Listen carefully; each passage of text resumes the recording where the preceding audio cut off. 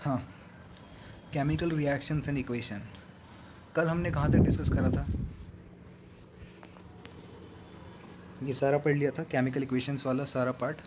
Hope आपको समझ में आया था वो वाला पार्ट और आपने रिवाइज कर लिया हो। ठीक है, फटाफट से आगे बढ़ते हैं। हाँ, टाइप्स ऑफ केमिकल रिएक्शंस पे क्वेश्चंस हम बाद में डिस्कस करेंगे। ठीक है, हमने 9th क्लास में देखा था कि केमिकल रिएक्शन के टाइम पे क्या होता है, atoms of one element do not change into those of other elements, nor do atoms disappear from the mixture or to appear elsewhere.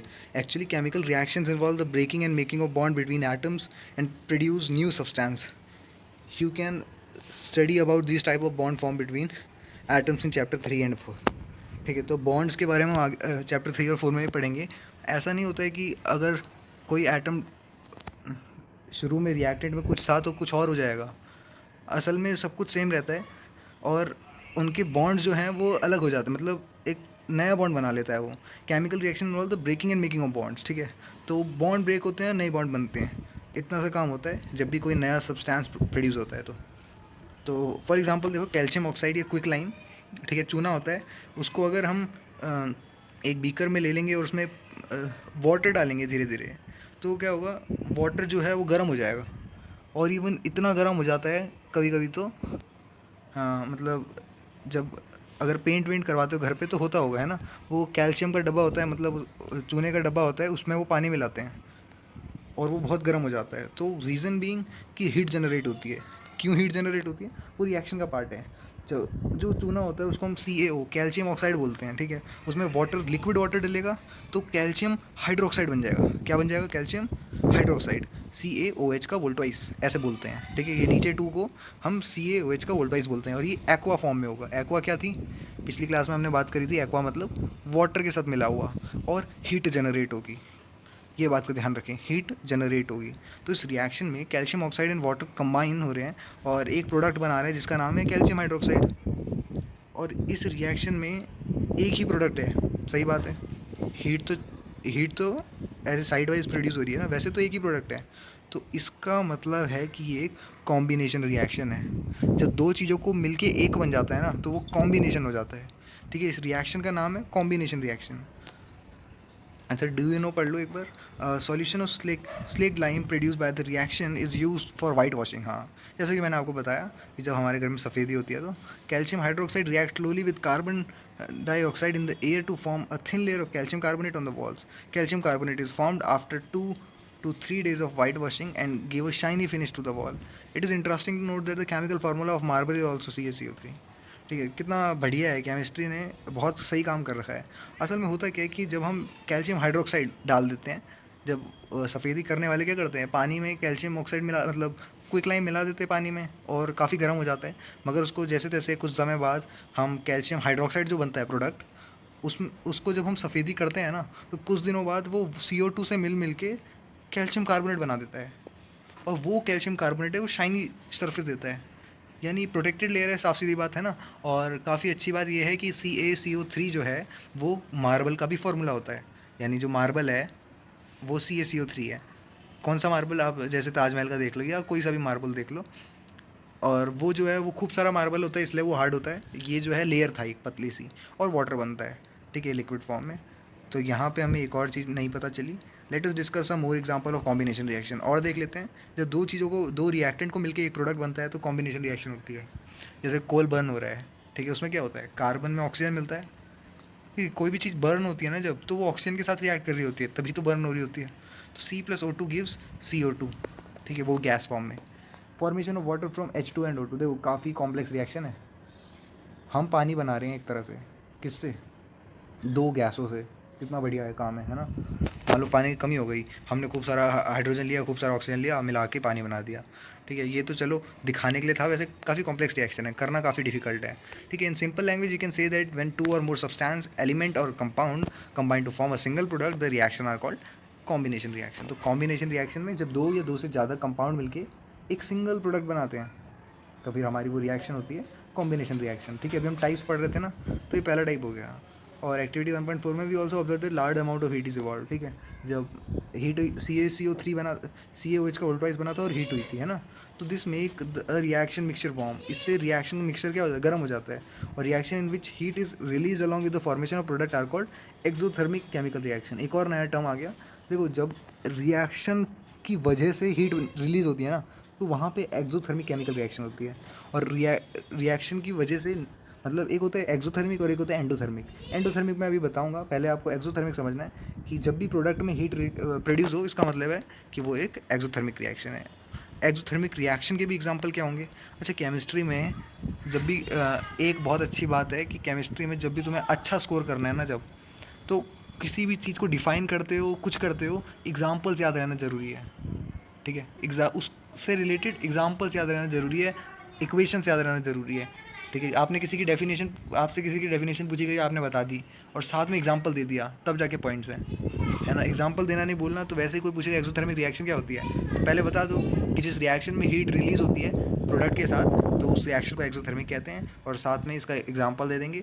एक तो हमारा स्लेकेट लाइम वाला ही हो गया, और दूसरा ये नेचुरल गैस को बर्न करने वाला, ठीक है। नेचुरल गैस CH4 होती है, मीथेन, उसमें ऑक्सीजन को डालते हैं तो CO2 और H2O बनता है ना। दोनों हवा में निकल जाते हैं, कार्बन डाइऑक्साइड और वाटर दोनों एयर फॉर्म में होते, गैस फॉर्म में होते हैं। और रेस्पिरेशन भी एक्सोथर्मिक प्रोसेस है, सांस लेते हैं, सांस बाहर छोड़ते हैं ना। रेस्पिरेशन भी एक्सोथर्मिक प्रोसेस है। हमारी बॉडी जब छोटा सा एग्जांपल देता हूँ, हमारी बॉडी जब भागते हैं हम, तो हीट जनरेट होती है हमारी बॉडी के अंदर से, गर्म हो जाते हैं हम, है ना। तो वही है, we all know that we need energy to stay alive. We get this energy from food we eat. During digestion food is broken down into simpler substance. For example rice, potato, bread contain carbohydrates. तो क्या होता है, हमें energy चाहिए होती है alive रहने के लिए, और डाइजेशन के टाइम पे food is broken down into simpler substance. Food simple substance में ब्रोक हो जाता है, जैसे राइस, पोटैटो, जो ब्रेड है, इन सब के अंदर क्या होता है, कार्बोहाइड्रेट ज़्यादा मात्रा में होते हैं। तो these carbohydrates are broken down to form glucose. और ये कार्बोहाइड्रेट जो है वो कार्बन का बड़ा मॉलिक्यूल है, उसको सिंप्लीफाई करते हैं ग्लूकोज में, which combine with oxygen in the cell of our body and provide energy. और एनर्जी प्रोवाइड करता है, तो हमारे शरीर में एनर्जी प्रोवाइड करता है। The special name of this reaction is called is respiration. तो हमारा रेस्पिरेशन कुछ इस तरह से होता है, ठीक है। तो वैसे हम चैप्टर 6 में पढ़ने वाले हैं बायो के, मगर कोई बात नहीं, अभी से देख लिए। जैसे ग्लूकोज का फार्मूला है C6H12O6, ठीक है। एक्वा फॉर्म में, यानी पानी के साथ मिला हुआ है, उसमें मैंने O2 डाल दिया। अब O2 एक्वा फॉर्म में कैसे आया हमारे शरीर में? जब हम सांस अंदर लेते हैं तो ऑक्सीजन जो है फिल्टर आउट हो जाता है, तो वो हमारे शरीर में है, ठीक है। अब C6H12O6 में O2 डाला तो CO2 बन गया, प्लस H2O प्लस एनर्जी बन गया, ठीक है। तो हुआ क्या, एनर्जी बन गया। देखिए वाटर तो चलो बना ही बना, कार्बन डाइऑक्साइड हमसे बाहर निकली और साथ में एनर्जी बना। तो इस प्रोसेस को हम क्या कहते हैं, रेस्पिरेशन कहते हैं, ठीक है। The decomposition of vegetable material into compost is also example of exothermic reaction. तो ये भी एक्सोथर्मिक रिएक्शन है। जब क्या होता है, हम वेजिटेबल्स को रख देते हैं, तो वो कंपोस्ट पता होगा ना क्या होता है। जब हम जैसे एक साथ वेजिटेबल के पील्स होते हैं ना, जो मतलब कैसे मान लो कि तुमने आलू का छिलका या गोभी क्या होता है, नहीं हाँ, गोभी का वो डंठल पीछे का है ना, इन सब चीज़ों को इकट्ठा करके तुम रख दो और खाद बनने का इंतज़ार करो, है ना। तो वो जो प्रोसेस है वो एक्सोथर्मिक होता है, ठीक है। Identify the type of reaction take place in activity where it is given along with the formation, ठीक, सिंगल प्रोडक्ट, ठीक है। वो तो चलो एक्टिविटी है। अगला, तो अभी हमने क्या सीखा अभी तक, हाईलाइट क्या क्या है। एक तो हमें पता चल गया कि कॉम्बिनेशन रिएक्शन क्या होती है, और दूसरा हमें पता चल गया कि एक्सोथर्मिक रिएक्शन क्या होती है, ठीक है। अब आता है डीकम्पोजिशन रिएक्शन। डीकम्पोजिशन मतलब भाई देखो, इससे पहले एक्टिविटी देख लेते हैं। Take 2 gram ferrous sulphate crystal in a dry boiling tube, note the colour of the ferrous sulphate crystal, ठीक है। हमने 2 ग्राम फेरस सल्फेट ले लिया एक ड्राई बॉइलिंग ट्यूब में, और उसका कलर हमने नोट करा। Heat the boiling tube over the flame of the burner spirit lamp as shown in the figure. Observe the color of the crystal after heating, ठीक है। तो हुआ क्या, बेसिकली हमारे पास फेरस सल्फेट था। देखो जैसे फिगर 1.4 में देखो, इसमें ये जो है लैब कोट पहन के किस तरह से बॉयल कर रहे हैं। ये सही तरीका होता है कि टेस्ट ट्यूब को टिल्ट करना, ठीक है। ऐसा नहीं कि सीधा रख दो और मुंह पे ही आ रहे हैं वेपर्स, ठीक है। तो बात का ध्यान रखना, ये वेपर्स हार्मफुल भी हो सकते हैं। और इस तरह से फेरस सल्फेट की क्रिस्टल को बर्नर की हेल्प से बर्न करा जा रहा है, ठीक है। तो होता क्या है कि फेरस सल्फेट क्रिस्टल का ग्रीन कलर होता है। ठीक है, जब आप देखोगे केमिस्ट्री लैब में फेरस सल्फेट जो है ग्रीन कलर का होता है, अब उसका कलर चेंज हो जाएगा। ऐसा क्यों होगा? क्योंकि रिएक्शन हो गई है, वो डिकम्पोज हो गया है ना। यही तो हम जानने वाले हैं कि डिकम्पोजिशन रिएक्शन क्या होती है। और आप देखोगे कि कुछ कुछ बर्निंग सी स्मेल आ रही है, कुछ कैरेक्टरिस्टिक ऑर्डर आ रहे हैं, यानी ऑर्डर कहते हैं हम स्मेल को, है ना।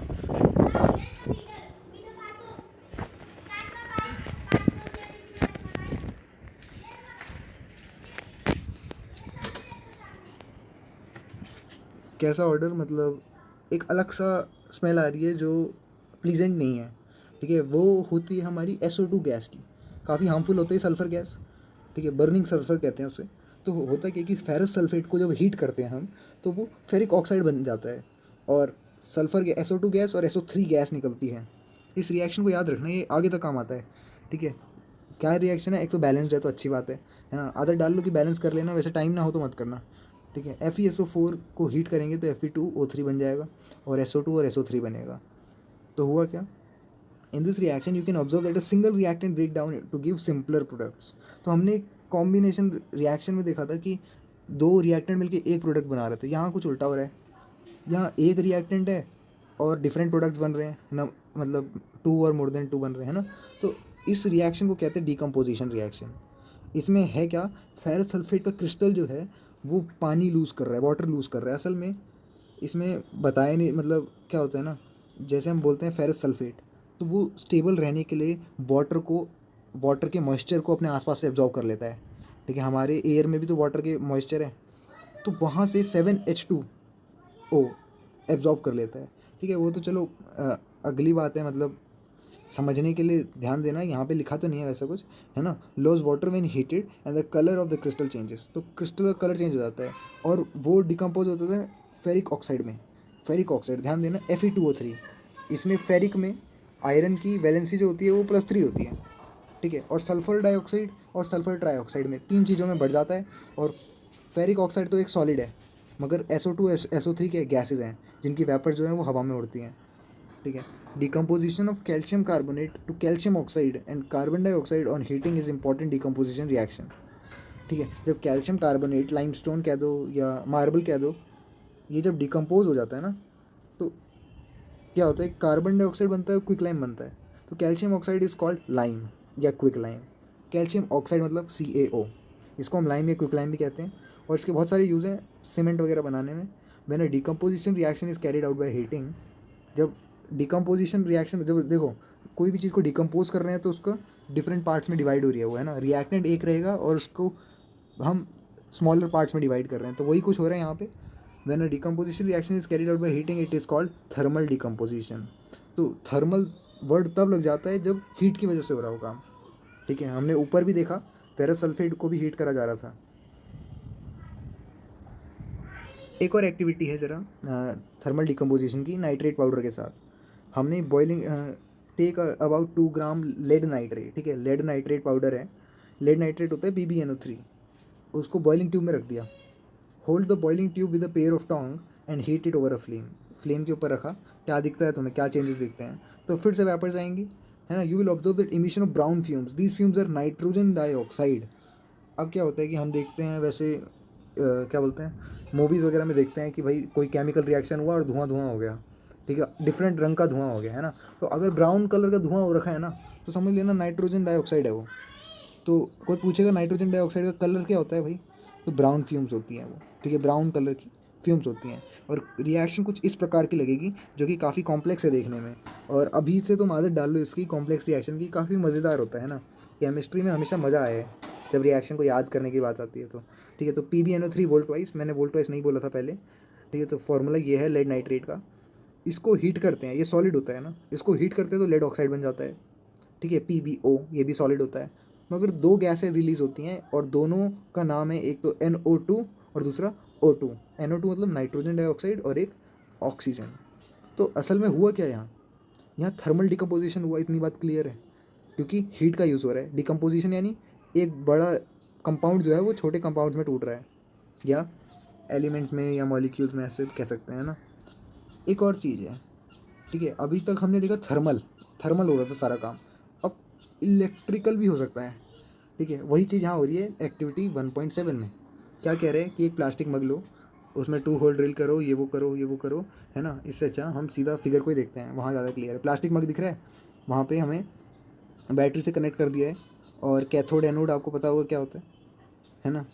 मतलब हाँ, बैटरी के पॉजिटिव नेगेटिव साइड्स, और ग्रेफाइट रॉड दिख रही है, वाटर दिख रहा है, सब कुछ है। ठीक है, तो हमने यहाँ पे क्या, यहाँ पे हम कुछ ऑब्जर्वेशन करेंगे कि क्या होता है ना। और अगली एक्टिविटी कहती है कि टेक अबाउट, अब ये आएंगे, ठीक है, उसका इसमें क्यों, मतलब इसमें क्या कहना चाह रहे हैं, अब इस पे आते हैं। Take about 2 gram silver chloride in a china dish. ठीक है, चाइना डिश नाम की डिश है, तुम कटोरी में रख लो। व्हाट इज़ इट कलर, क्या रंग है उसका, सिल्वर क्लोराइड का कलर क्या होता है। फिर उसको सनलाइट में रखो, फिर देखो क्या कलर हो गया उसका। तो होता क्या है कि वाइट कलर का सिल्वर क्लोराइड जो है वो ग्रे कलर का हो जाता है सनलाइट में। ऐसा क्यों होता है भाई, क्योंकि सनलाइट मिल रही है तो हीट मिल रही है, हीट मिल रही है तो डिकम्पोज हो जाएगा, और डिकम्पोज हो गया किस में, Ag और Cl में। एक तरह से हमने सिल्वर क्लोराइड में से सिल्वर अलग कर दिया, कितना आसान तरीका था। ठीक है, थोड़ा टाइम लेता है, मगर एक वाइट कलर की चीज़ ग्रे कलर हो जाती है। तो होता क्या है, अच्छा सिल्वर ब्रोमाइड का भी यही हाल है, जैसे AgCl था वैसे ही AgBr है, इसमें भी Ag अलग हो जाएगा, Br2 अलग हो जाएगा।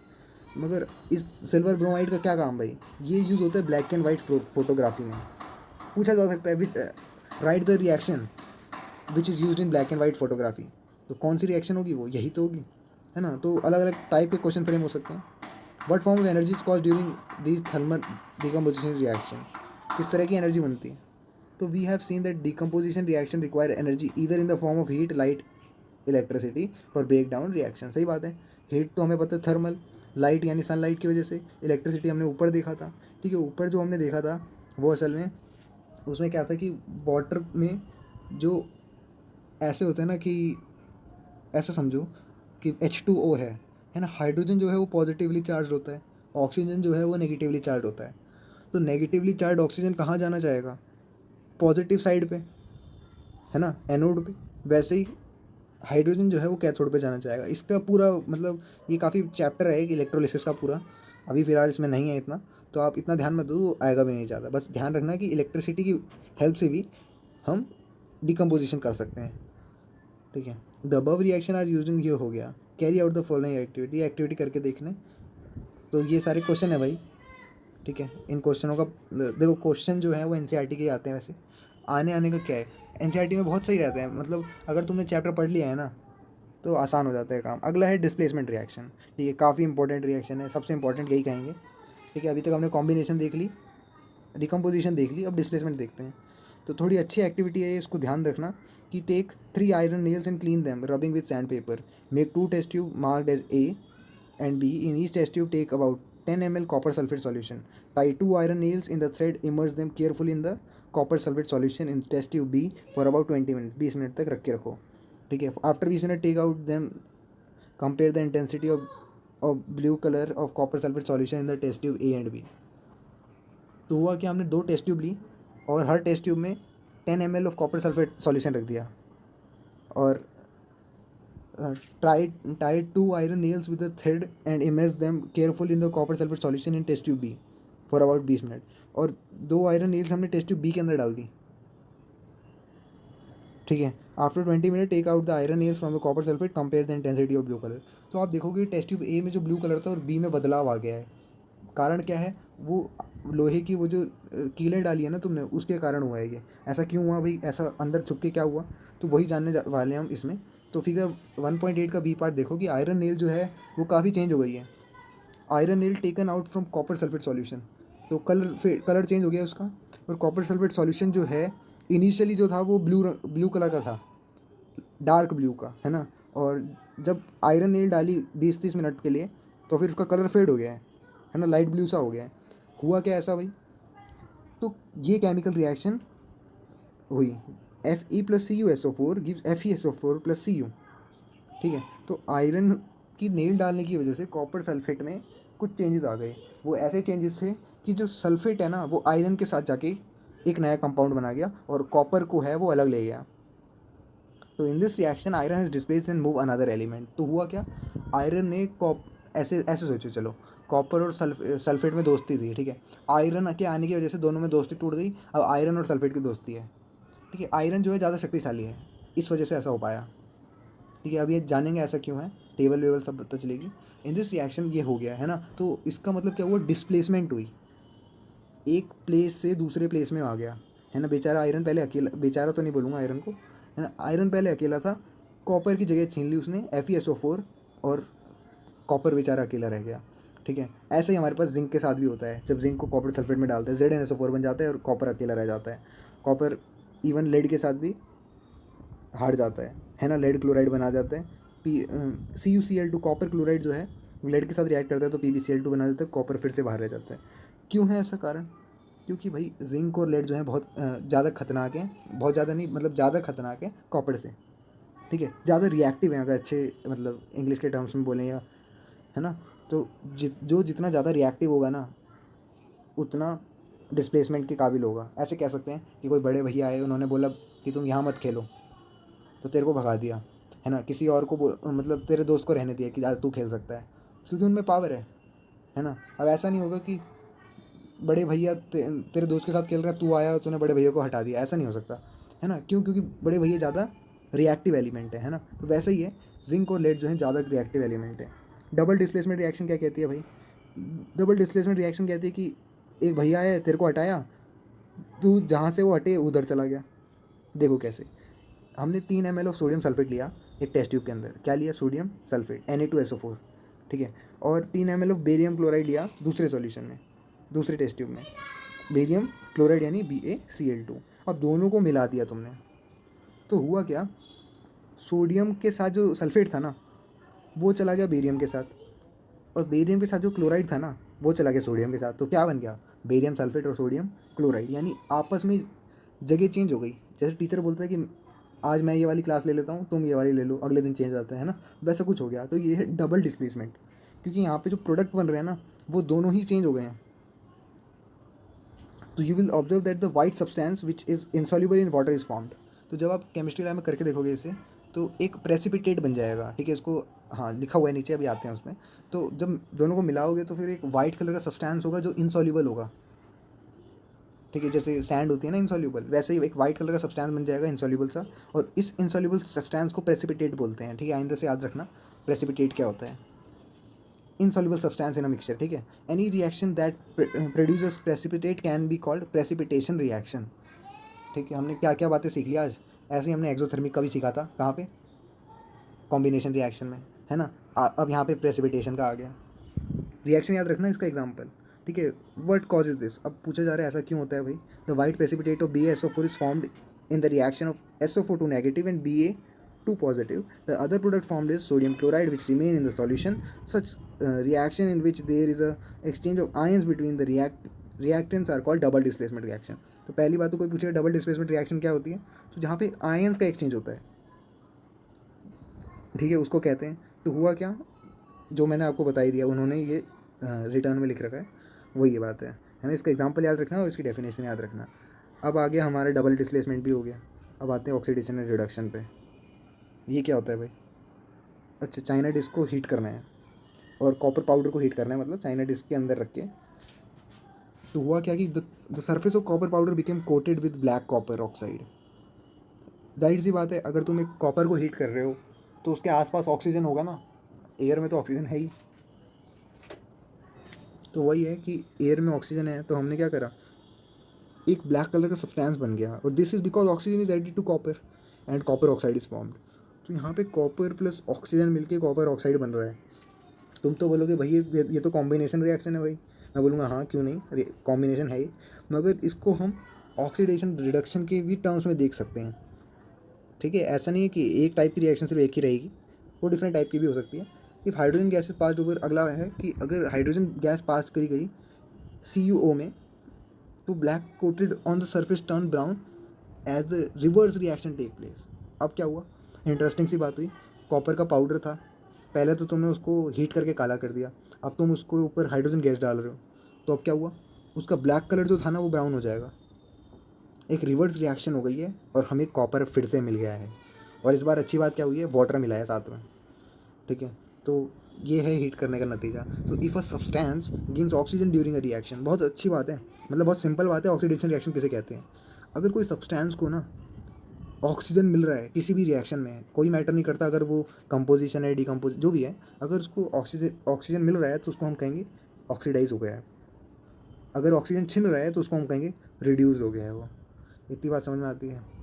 तो इस रिएक्शन में, कौन सी रिएक्शन में, 1.29 वाली में, जब H2 डाला गया है, the copper second oxide is losing oxygen is being reduced, है ना, सही बात है। CuO में से O छीन रहे हैं यानी रिड्यूस हो रहा है।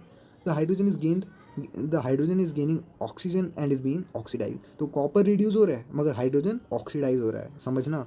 दूसरी भाषा में कहते हैं इसको when one reactant get oxidise while other get reduce during a reaction, such reaction are called oxidation reduction reaction या रिडॉक्स रिएक्शन।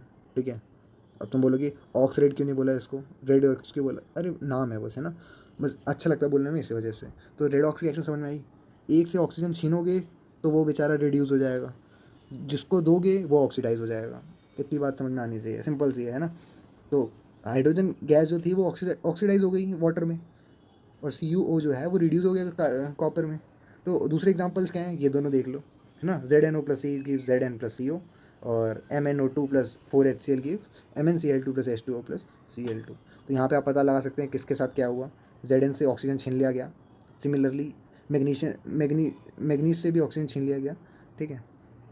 तो रिएक्शन में कार्बन डाइऑक्साइड, वही बोला मैंने अभी अभी जो बोला वही लिखा है कि HCl is gaining Cl2 whereas MnO2 is reduce to MnCl2। ठीक है। HCl is oxidise to Cl2, ध्यान देना, HCl ऑक्सीडाइज हो गया है Cl2 में। ठीक है। हम वाटर को नहीं बोल सकते, मतलब ऐसे भी बोल सकते हैं, वाटर और Cl2 तो प्रोडक्ट है ना उसके, तो हम ऐसे बोल सकते हैं HCl जो है वो ऑक्सीडाइज हो गया Cl2 में। ठीक है। पूछ सकते हैं पेपर में कि ये तुम्हें ये वाली इक्वेशन दे देंगे, हार्ड वाली नीचे वाली जो है, पूछ लेंगे बताओ कौन ऑक्सीडाइज हो रहा है कौन रिड्यूस हो रहा है किस में। ठीक है। तो ये पैराग्राफ लिख देना, 2 लाइन का ही तो है। From the above example you can say that if a substance gain oxygen और लॉसेज हाइड्रोजन ड्यूरिंग रिएक्शन। हाँ, तो आप ऐसे भी कह सकते हो कि अगर ऑक्सीजन मिल रहा है या हाइड्रोजन जा रहा है। ठीक है। ऐसे सोचो, ऑक्सीजन जिसको मिल रहा है वो ऑक्सीडाइज हो रहा है, अब जिसको ऑक्सीजन मिला उसको कुछ ना कुछ तो गंवाना पड़ेगा, है ना, ज़रूरी नहीं है हाइड्रोजन हो, मगर हाइड्रोजन जा रहा होता है किसी रिएक्शन में तब भी हम उसको बोलेंगे ऑक्सीडाइज हुआ है वो। और if a substance loss oxygen और gain hydrogen during reaction is called reduced. ठीक है। अच्छा, क्वेश्चन आंसर पे आने से पहले कुछ 2 टर्म्स हैं। अच्छा अच्छा, अच्छी खबर आ गई, चैप्टर ख़त्म हो गया क्या, वाह। चलो चलो फटाफट कर लेते हैं। बात हो रही है have you ever observe the effects of oxidation reaction in everyday life. भाई ये मेरे को तो समझ में नहीं आता कि क्या तुम छीना झपटी कर रहे हो, कभी ऑक्सीजन छीन रहे हो कभी हाइड्रोजन छीन रहे हो, है ना। तो भाई अब बताओ आम जिंदगी में कहाँ यूज़ हो रहा है ये। तो हाँ भाई डेली होता है, और इवन लाखों का नुकसान होता है, लोगों का भी पैसों का भी, कोरोजन की हेल्प से, है ना। कोरोजन क्या होता है भाई, बहुत बुरी चीज़ है अगर ब्रिजेस वगैरह पे हो जाए तो, है ना। बहुत लोग जा सकते हैं, पूरा प्रोजेक्ट ख़राब हो सकता है, नदियाँ वगैरह सब ख़राब हो सकती हैं। तो आपने देखा होगा कि कुछ हमारे जैसे साइकिल है, पड़ी पड़ी क्या हो जाती है, जंग लग जाता है, तो उसी को कोरोजन कहते हैं। ठीक है। या उसको रस्टिंग ऑफ आयरन कहते हैं अच्छे टर्म्स में। कोरोजन ज़रूरी नहीं है लोहे का ही होगा, और भी होते हैं, कॉपर का भी हो जाता है, मगर आयरन के कोरोजन को रस्टिंग कहते हैं। ठीक है। जैसे आपने कॉपर और सिल्वर के जो, मान लो तुम अंगूठी वगैरह पहनते हो, रंग बदल जाता है उनका, फेड हो जाती या कोई और रंग हो जाता है। तो ये सब क्यों होता है, when a metal is attacked by substance around it such as moisture acid etcetera it is said to corrode and this process is called corrosion. मतलब अगर एक मेटल के साथ हरकत हुई है, कोई पानी डाल रहा है, कोई तुम ऑक्सीजन दे रहा है, कोई एसिड डाल रहा है, ठीक है, तो ये सब चीज़ें जब मिलती है ना उसको, तो अब तुम बोलोगे कि मैं तो भाई हाथ धोता तो अंगूठी में पानी गिरता ही है। अरे टाइम के साथ होता है, एग्जैक्टली तुरंत नहीं हो जाता है ना, इतना फास्ट प्रोसेस नहीं है, बहुत टाइम लग सकता है। और डिपेंड करेगा कितना प्योर सब्सटेंस था, कितना रजिस्टेबल था। ठीक है, उन सब चीज़ों का। मगर कोरोजन की डेफिनेशन ये है। ठीक है, इसको अंडरलाइन कर लेना, the black coat on silver and the green coat on copper are example of corrosion. समझ में आया। जो सिल्वर के ऊपर ब्लैक कोट हो जाता है जो चांदी की अंगूठी वगैरह पहनते हैं, और कॉपर के ऊपर ग्रीन हो जाता है जो कॉपर का हमारा मटका तो नहीं, लोटा वगैरह होता है ना, उस पर। Corrosion cause damage to car bodies bridge iron range, बहुत सारी चीज़ों पे है। ठीक है, तो ये सब याद रखना। और कोरोजन आयरन का सीरियस प्रॉब्लम है जो कि मैं आपको बता चुका हूँ, बहुत पैसा, बहुत आयरन वगैरह सब डैमेज हो जाता है। रेंसिडिटी क्या होता है, ये भी अच्छा एग्जाम्पल है। तुम बोलोगे चलो भाई लोहा तो ख़राब हो गया, अब उससे वो तो चलो ब्रिज व्रिज तो हमारे घर के दूर है, कुछ घर के पास बताओ, है ना। तो घर के पास क्या है, अचार है। देखो क्या होता है, कभी तुमने देखा है कि फ़ैट ऑयल जिन फूड्स में होता है, अचार को तो छोड़ो, चलो आते हैं अचार पे भी। मान लो कि चिप्स का पैकेट है, खोल के रख छोड़ दिया तुमने, कुरकुरे का पैकेट है, खोल के छोड़ दिया, है ना। हिंदी में बोलते हैं सीले पड़ गए, है ना। ऐसे बोलते हैं कि भाई क्या अब चिप्स करारे नहीं हो रहे हैं ना, ऐसे मुड़ रहे हैं, सील गए हैं, है ना। तो उसी को बोलते हैं rancidity. When fats and oil are oxidise they become rancid. ठीक है, जब भी ऑक्सीडाइज हो जाते हैं फैट्स एंड ऑयल, रेंसिड हो जाते हैं, their smell and taste change, उनका स्मेल और टेस्ट दोनों चेंज हो जाते हैं। Usually substance which prevent oxidisation are added to food contain fats and oil. ठीक है, तो जो एक्सपायरी डेट वगैरह होती है वो, या तो ऐसे कहते हैं कि हम एंटीऑक्सीडेंट डालते हैं उसमें, कि जो फूड है वो ज़्यादा दिनों तक चल सके, क्योंकि फैट्स और ऑयल्स वाले फूड में हमेशा खतरा रहता है ना। इवन आप कुरकुरे के पैकेट में भी देखोगे हवा भरी रहती है, वो हवा असल में क्या होती है, नाइट्रोजन गैस होती है, अभी आएगा लिखा हुआ शायद इसमें। Keeping food in air tight contain, हाँ, अगर हम जब हम घर से ऑफिस जाते हैं तो भी, या स्कूल जाते हैं तो एयर टाइट कंटेनर में रख के जाते हैं खाने को, है ना। Container help us to slow down oxidisation, तो ऑक्सीडाइजेशन तो होता ही होता है, मगर हम उसको रोक तो नहीं सकते, मगर कम ज़रूर कर सकते हैं। तो do you know that in chips manufacture using flush bag of chips with gas such as nitrogen to prevent chips from getting oxidise, है ना। तो जब हम लेस वगैरह खाते हैं या कुरकुरे वगैरह खाते हैं, तो वो जो है वो नाइट्रोजन गैस से भरा रहता है, हम सोचते हैं ऑक्सीजन है। कुछ बच्चे तो हल्का सा छेद करके फिर सोचते हैं कि भाई वाह खुशबू आ गई, है ना। वो एक तरह से बचाने के लिए लगाया था कि चिप्स का पैकेट सालों तक, महीनों तक ख़राब ना हो। नाइट्रोजन गैस ही क्यों भाई, क्योंकि नाइट्रोजन इनर्ट गैस का काम कर, अभी आएगा वो सब, है ना। इनर्ट तो नहीं, मगर हार्मफुल नहीं होती है, इस वजह से यूज़ करते हैं। ठीक है ना, वो ज़्यादा रिएक्टिव होती है ना ज़्यादा हार्मफुल होती है। ठीक है, आगे जैसे जैसे बढ़ोगे समझ में आता जाएगा। तो ये इसके भी कुछ क्वेश्चन आंसर हैं और ये समरी है। मैं नेक्स्ट क्लास में क्या करने जाऊँगा, पहले तो तुम्हें इनके सारे क्वेश्चन आंसर करने हैं। ठीक है, जो इन टेक्स्ट हैं इनको इन टेक्स्ट क्वेश्चन बोलते हैं, जो बीच बीच में आ जाते हैं। और साथ में एक्सरसाइज के क्वेश्चन जो है कल डिस्कस करेंगे साथ में इन टेक्स्ट के साथ, है ना। समरी को भी पढ़ लेंगे उस टाइम पे। और काफ़ी क्वेश्चन है, 20 क्वेश्चन है, ठीक है। और बहुत कुछ तो हमने डिस्कस कर ही लिया है। चलो फिर जो जितना पढ़ा है उसको रिवाइज कर लेना, और एग्जाम्पल वगैरह, रिएक्शन वगैरह याद कर लेना कितने टाइप्स की होती हैं, है ना। टाइप्स ऑफ केमिकल रिएक्शन के नाम, displacement, double displacement, combination reaction, decomposition reaction, है ना, एक्सोथर्मिक, प्रेसिपिटेशन, इन सब चीज़ों को याद करके रखो। ठीक है, यही सब आ जाता है पेपर में। What is precipitation, give an example of precipitation reaction, तो वहाँ पे आपको करके दिखाना पड़ेगा, बेरियम सल्फेट वाला, है ना। तो टाइम के साथ याद होता है, प्रैक्टिस के साथ याद होता है। चलो फिर आज के लिए इतना ही, बाय।